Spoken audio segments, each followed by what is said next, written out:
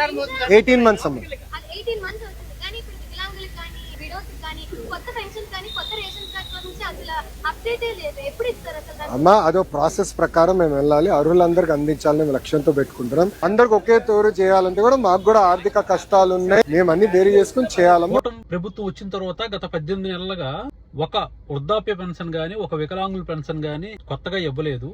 అర్హత ఉన్నప్పటికి కూడా వాళ్ళు ఇబ్బంది పడుతున్నారు. లక్షల్లో కొత్తగా అప్లికేషన్స్ ఉన్నాయని చెప్పి విలేకరు అడిగితే ఈయన ఏమంటాడంటే ప్రాసెస్ అంట.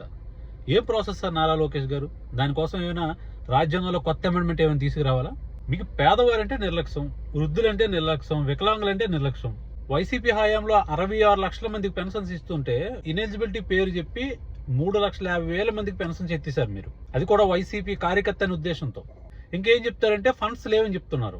ఎన్టీఆర్ విగ్రహాలు కట్టడానికి, స్పెషల్ ఫ్లైట్ లో తిరగడానికి, దుబారా ఖర్చులు చేయడానికి ఫండ్స్ ఉంటాయి.